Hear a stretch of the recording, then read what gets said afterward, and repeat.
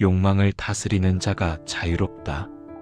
여러분은 지금 무엇을 원하고 계신가요? 더 나은 직장? 더 큰 집? 더 많은 돈? 아니면 더 젊은 외모? 더 많은 인정? 더 완벽한 관계? 우리는 매 순간 무언가를 원하며 살아갑니다. 그것은 아주 자연스러운 일입니다. 더 나아지고 싶고, 조금이라도 더 가지고 싶고, 지금보다 나은 내가 되고 싶은 마음. 이건 인간이라면 누구나 갖는 감정이죠. 그런데 이상한 일입니다. 원하던 걸 얻어도 마음은 왜 이렇게 공허할까요? 더 많이 가질수록 왜 더 불안해질까요? 더 높이 올라갈수록 왜 더 피곤해질까요? 오늘 법구경은 우리에게 하나의 진실을 들려줍니다. 욕망이 커질수록 자유는 점점 멀어진다고요. 일부 욕망은 강물과 같다. 법구경에는 이런 아름다운 비유가 있습니다. 욕망은 강물과 같아서 채우면 채울수록 넘쳐 흐르고, 지혜는 제방과 같아서 그 흐름을 다스린다. 이 말씀을 처음 들었을 때 어떤 생각이 드시나요? 그럼 욕망은 나쁜 거네? 이렇게 생각하실 수도 있습니다. 하지만 부처님은 욕망을 악으로 보지 않으셨습니다. 강물 자체가 나쁜 게 아니듯이 욕망 자체도 나쁜 게 아니에요. 문제는 강물이 범람했을 때입니다. 제방이 무너지고 통제를 잃었을 때죠. 욕망도 마찬가지입니다. 생각해 보세요. 물은 우리에게 꼭 필요합니다. 하지만 홍수는 모든 걸 휩쓸어 가죠. 욕망도 우리를 움직이게 하는 에너지지만 통제되지 않으면 우리를 삼켜버립니다. 이부 욕망이 족쇄가 되는 순간, 처음에 욕망은 우리에게 자유를 약속합니다. 이걸 얻으면 행복해질 거야. 저 자리에 오르면 인정받을 거야. 이 정도면 마음이 편할 거야. 그래서 우리는 달려갑니다. 열심히 일하고 노력하고 때로는 자신을 희생하면서까지 그 목표를 향해 가죠. 그런데 신기하게도 그걸 얻고 나면 어떤가요? 임원이 되면 행복할 줄 알았어요. 그런데 이제는 더 높은 자리가 보이더라고요. 끝이 없어요. 맞습니다. 욕망은 절대 여기까지라고 말하지 않습니다.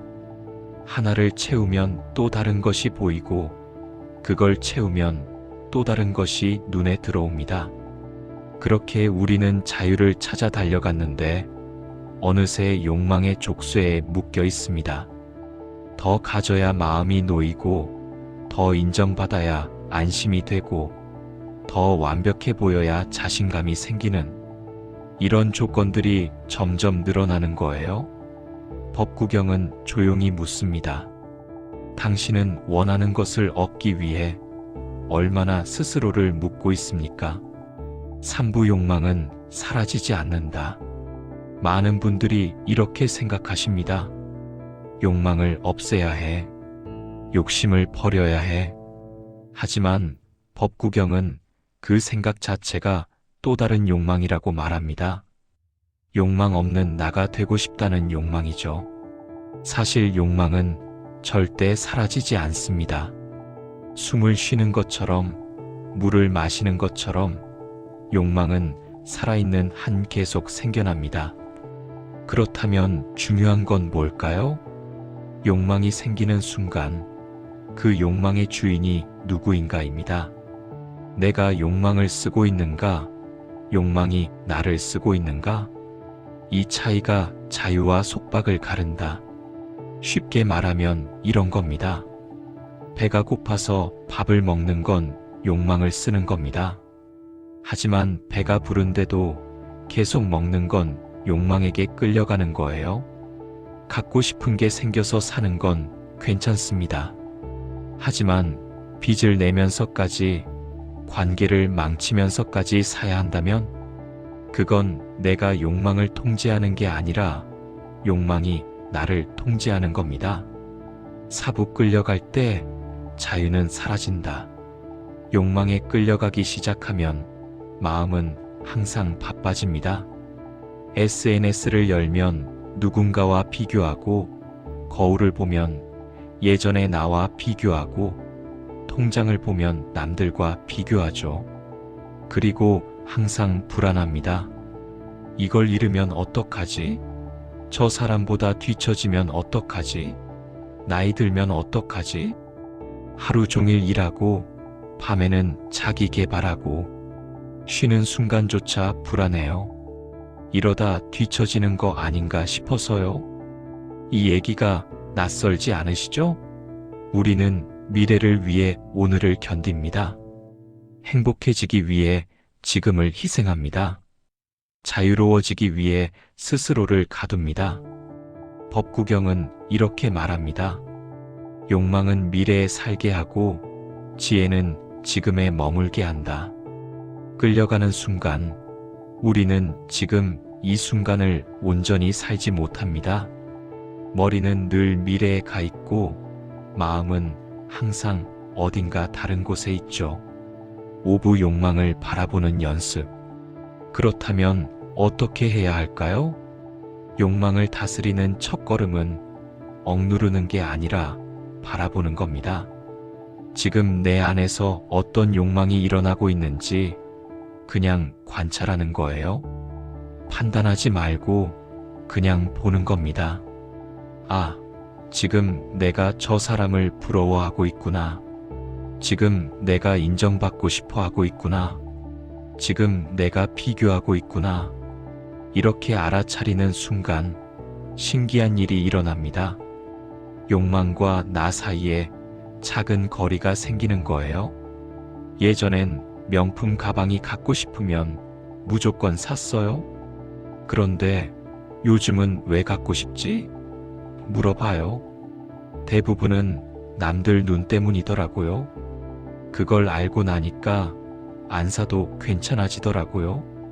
이게 바로 지혜입니다. 욕망을 없애는 게 아니라 욕망을 이해하는 거예요. 이 욕망은 나를 살리는가, 묶는가? 이것이 없으면 나는 정말 불행한가? 이런 질문을 던지는 순간 그 거리만큼 자유가 시작됩니다. 육부 인생 후반, 욕망은 더 교묘해진다. 젊을 때의 욕망은 사실 눈에 잘 보입니다. 돈, 성공, 자리, 명예. 이런 것들이죠. 하지만 인생 후반의 욕망은 좀 다릅니다. 더 조용하고 더 교묘해집니다. 아직 필요한 사람이고 싶은 마음, 쓸모 있다는 걸 증명하고 싶은 마음, 늙지 않았다는 걸 보여주고 싶은 마음. 은퇴하고 나니까요. 자꾸 무언가를 해야 할 것 같은 거예요. 가만히 있으면 쓸모없는 사람 같고, 그게 욕망인 줄도 몰랐어요. 이런 욕망들은 나쁘지 않습니다. 오히려 인간적이고 자연스러운 감정이에요. 하지만 여기에 붙잡히면 마음은 지칩니다. 이래야 한다, 저래야 한다는 조건들이 계속 늘어나면서 있는 그대로의 나를 받아들이지 못하게 되거든요. 법구경은 이런 욕망들까지도 알아차리라고 가르칩니다. 나이가 들수록 더 중요한 가르침입니다. 칠부 다스린다는 것은 싸우지 않는 것. 여기서 중요한 오해를 풀어야 합니다. 욕망을 다스린다는 말이 욕망과 싸우라는 뜻은 아닙니다. 욕망을 적으로 보고 공격하라는 게 아니에요. 사실 싸우면 어떻게 될까요? 욕망은 더 강해집니다. 이거 먹으면 안 돼, 안 돼, 절대 안 돼 하면 할수록 더 먹고 싶어지잖아요. 금지하면 할수록 더 하고 싶어지는 게 인간의 마음입니다. 법구경에서 말하는 다스림은 다릅니다. 필요할 때 쓰고 놓아야 할 때 놓는 것. 배고플 때는 먹되 과할 때는 멈추고 욕망이 방향을 잃을 때는 잠시 내려놓는 것. 이것이 법구경의 중도입니다. 극단적으로 억누르지도 무조건 따르지도 않는 것. 물은 흐르게 두되 범람하지 않게 하라. 팔부 자유는 줄이는 데서 온다. 많은 사람들이 자유를 오해합니다. 하고 싶은 거 다 하고, 갖고 싶은 거 다 갖고, 먹고 싶은 거 다 먹는 게 자유 아닌가요? 겉으로는 그래 보입니다.